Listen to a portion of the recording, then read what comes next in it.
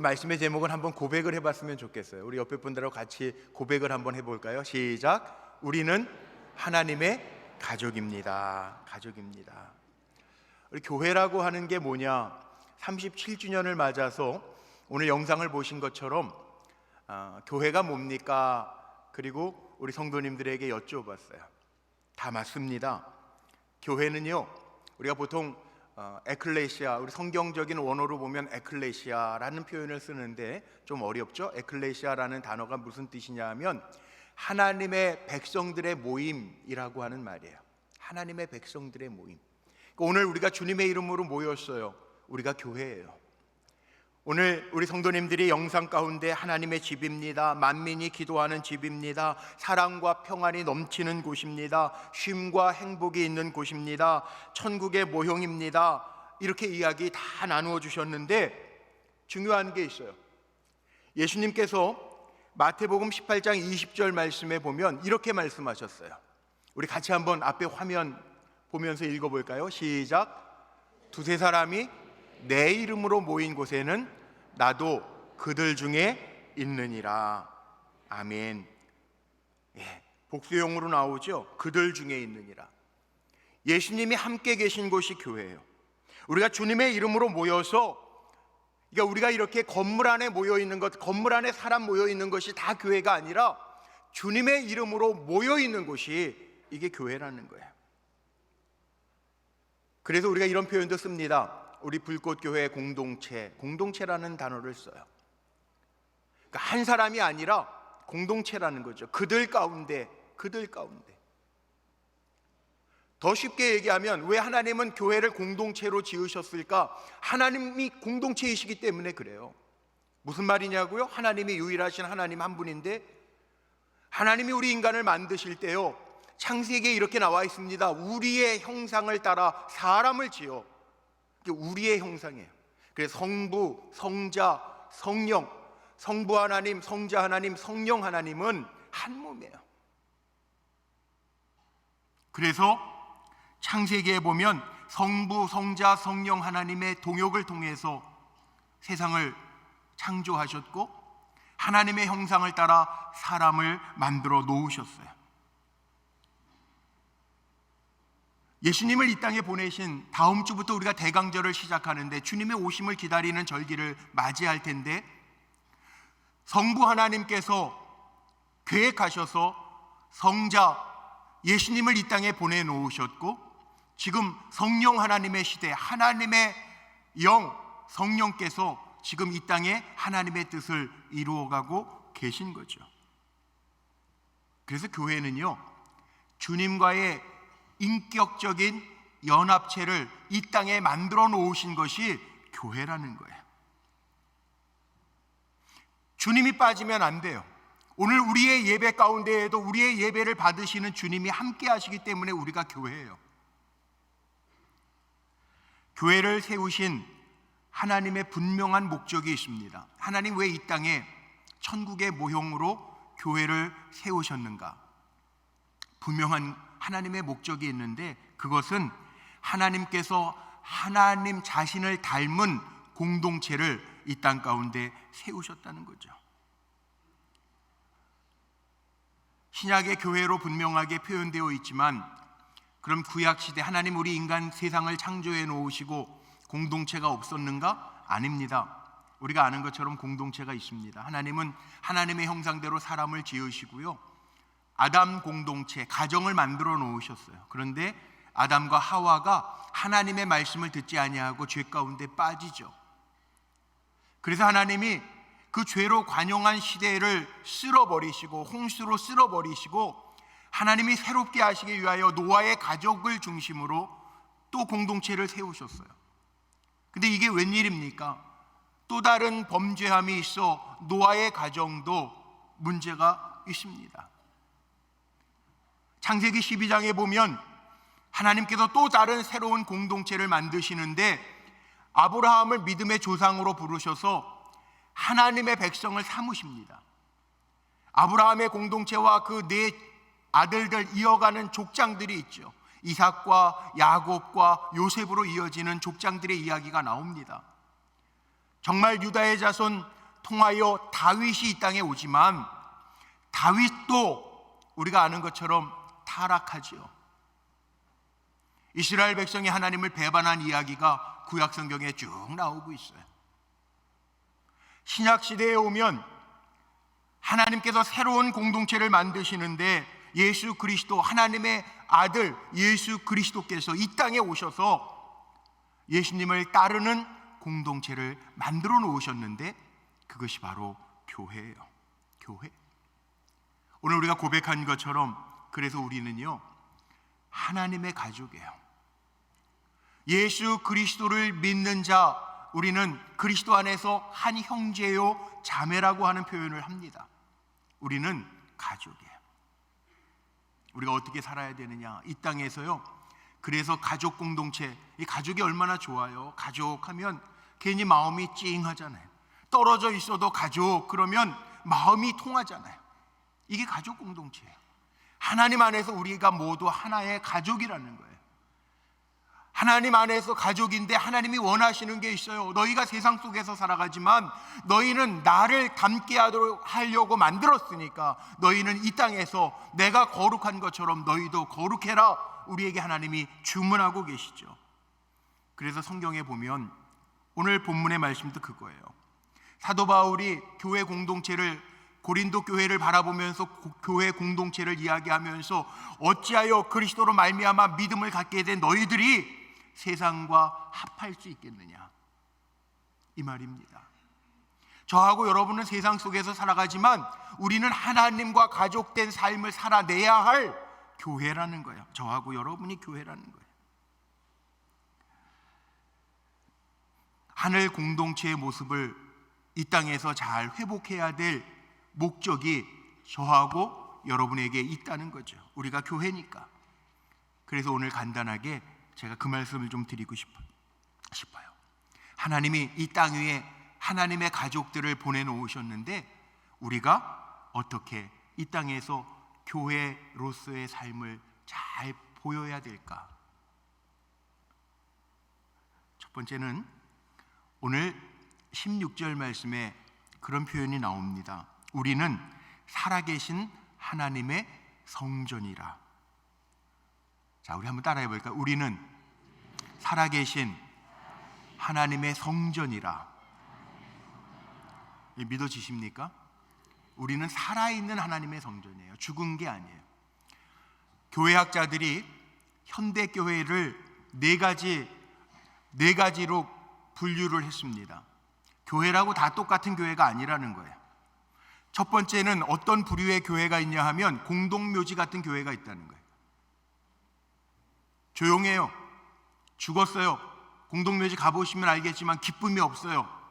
어떤 교회냐? 의무감으로 예배드리는 거. 살아있는 예배가 아니라, 예배드리면서 정말 하나님의 임재를 경험하는 예배가 아니라 조용하고 공동묘지처럼 기쁨도 없고 의무감에 찾아가는 예배가 공동묘지와 같은 교회라는 거예요. 두 번째 유형이 있습니다. 박물관과 같은 교회가 있다는 거예요. 옛날 추억만 회상하고 그리움만 있는 교회. 왕년에는 그 놀라요.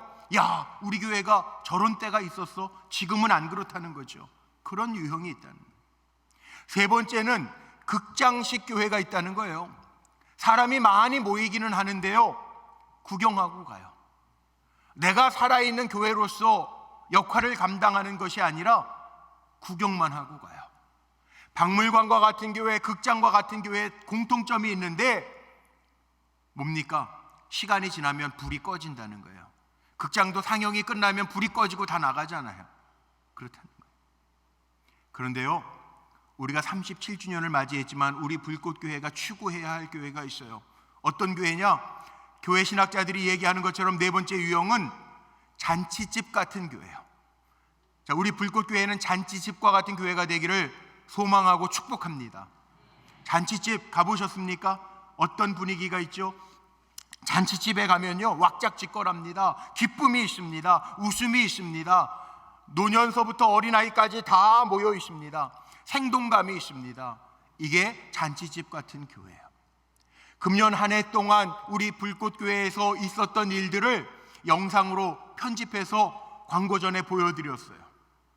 보시면서 어떤 느낌이 드셨습니까? 야, 우리 교회 참 젊구나.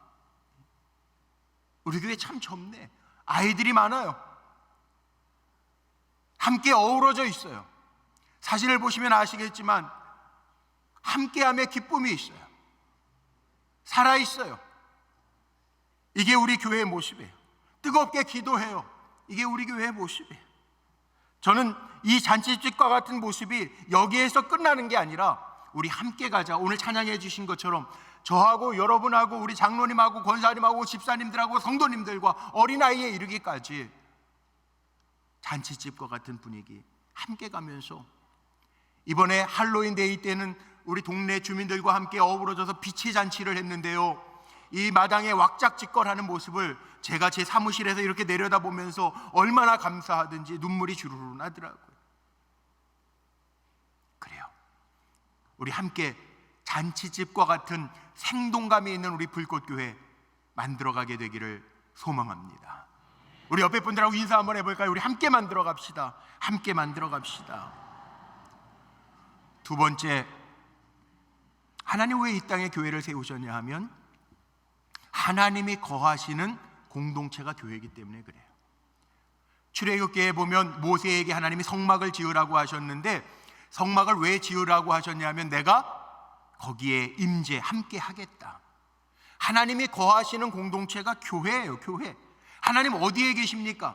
하나님 어디에 계시냔 말이에요. 성경에 보니까 이렇게 나옵니다. 제일 먼저 창세기에 28장에 보면 야곱에게 하나님이 이렇게 약속을 하셨어요.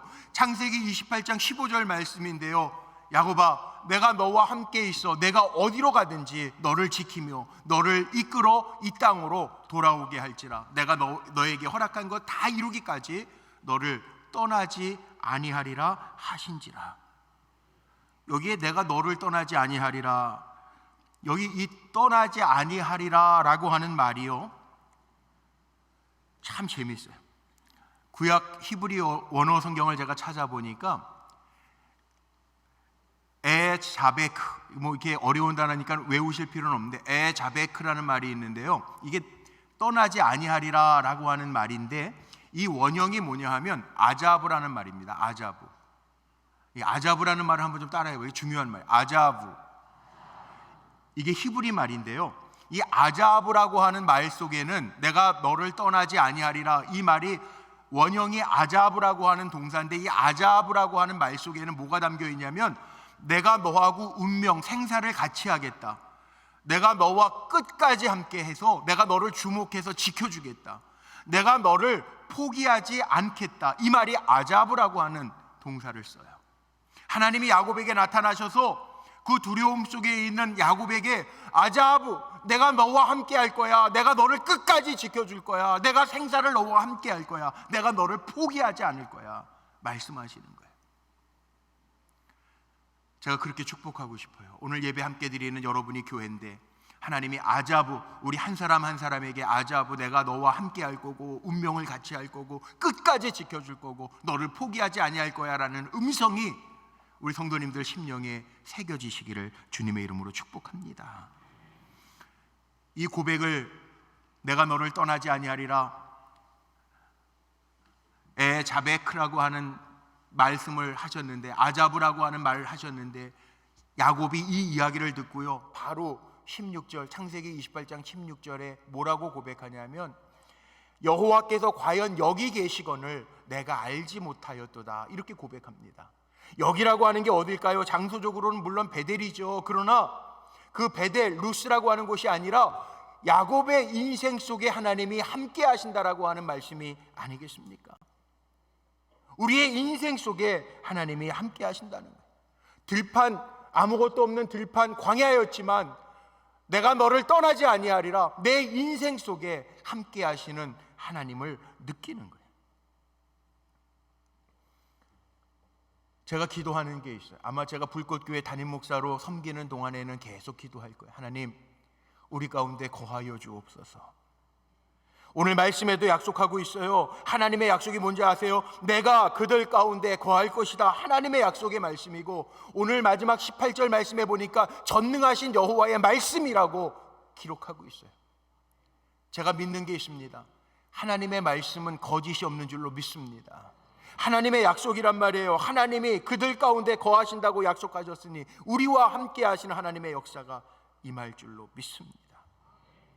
교회를 하나님 이 땅에 왜 세우셨는가? 세 번째는요, 이겁니다. 16절에 이런 말씀이 있어요. 하나님이 두루 행하시는 공동체. 여기 16절에 이런 말씀이 있잖아요. 내가 그들 가운데 거하며, 바로 이어져 나오는 게 두루 행하여, 두루 행하여, 두루 행하여.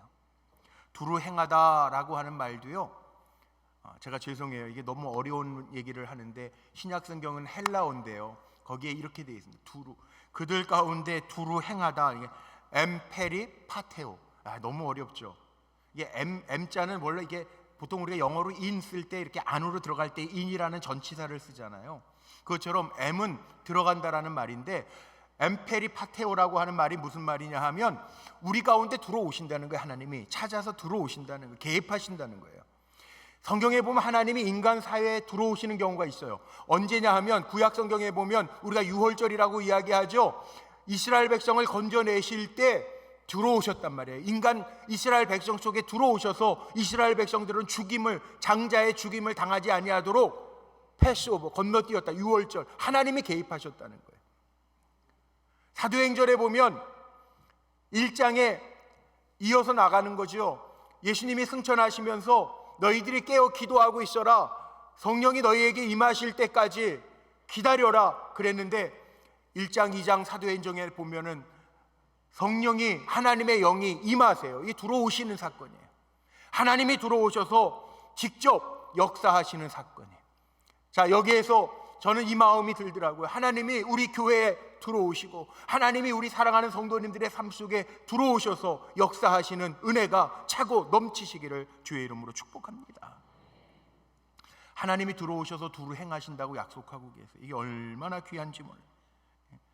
그러니까 우리 성도님들의 삶 속에는요, 내 삶 속에 들어오셔서 두루 행하시는 하나님의 역사를 간증하는 일들이 늘어나기를 소망하고 축복합니다. 우리 지난주에도 우리 송기원 장로님 책 쓰시고 북콘서트를 하시는데 장로님의 삶 속에 들어오셨던 하나님을 간증하셨어요. 우리 지난주 우리 장로님들하고 목회계획 세미나를 다녀왔는데 우리 장로님들이 그런 고백을 하시더라고요. 보세요. 우리 그날 찍은 사진인데요, 뒤에 보시면, 사진을 보시면 하늘에 구름이 있어요, 없어요? 구름 한 점이 없는데 그 전날까지 엄청 춥고 돌풍이 불었는데 날 너무 좋고요. 이 간증이에요. 제 얘기가 아니라 우리 장로님들이 한 얘기를 전하는 거예요. 그리고 식당들을 갔는데, 밥 먹으러 갔는데 줄 서는 식당인데 우리가 가면 줄이 없어요. 그게 재밌어요. 너무 재밌어요. 우리 장로님들이 그러니까, 목사님, 하나님이 우리를 위해서 일하시는 것 같아요 라는 고백을 하는데 제가 은혜가 되더라고요. 맞죠? 정말 그 전날까지 비가 오고 돌풍이 불었다는데 하늘을 보니까 구름 한 점이 없고 따뜻해요. 식당에 갔는데 줄 서는 식당 1시간은 기다려서 먹어야 되는 식당에 갔는데도 딱 가면 우리를 위해서 마치 자리를 예비해 놓은 것처럼 열어놓으시. 그러니까 우리 장로님들 고백이 기가 막히지 않아요? 하나님이 우리를 위해서 모든 걸 이루신 것 같아요, 준비하신 것 같아요, 이런 고백을 하시는데 듣는 목사 입장에서 저도 아멘 그러면서 맞아요 장로님 그랬거든요. 이게 믿음의 고백이에요. 하나님 누구하고 함께 하시냐면 하나님이 우리 가운데 함께 하신다라고 하는 고백하는 공동체가 교회라는 거예요. 마지막으로 교회 공동체는 뭐냐 하면 관계입니다. 관계. 혼자에는 관계가 없습니다. 공동체에는 관계가 있습니다. 오늘 16절과 18절을 함께 좀 읽어보고 싶은데요, 화면에 있습니다. 우리 16절 말씀 한번 읽어볼까요? 시작. 나는 그들의 하나님이 되고 그들은 나의 백성이 되리라. 아멘. 18절도 같이 한번 읽어보죠. 너희에게는 아버지가 되고 너희는 내게 자녀가 되리라. 전능하신 주의 말씀이니라. 아멘. 이 고백이 뭡니까? 하나님 어느 자리에 있어야 되는지 알라는 거죠. 하나님 우리의 하나님이 되시고 하나님 우리의 아버지시가 되시고 우리는 그의 자녀가, 관계예요. 관계. 여기 아버지들이 많이 계세요. 아버지들이 자녀를 어떻게 대합니까? 사랑스럽게 대하지 이 녀석 나가서 망했으면 좋겠다 하는 부모는, 아버지는 아무도 없어요. 오늘 말씀이 그 약속이에요. 하나님이 보장하시고 보증하는 내 자녀가 되고 내 백성이 되리라 약속하고 계세요. 교회 공동체는 이 관계가 있는 공동체예요. 저는 축복합니다. 우리 불꽃교회가 하나님을 아버지로 모시고 전능하신 하나님이 나의 하나님 되고 난 하나님의 백성이 되고 자녀가 되는 역사가 날마다 우리 사랑하는 성도님들의 삶 속에 임하시기를 주님의 이름으로 축복합니다. 교회의 머리는 그리스도라고 이야기해요.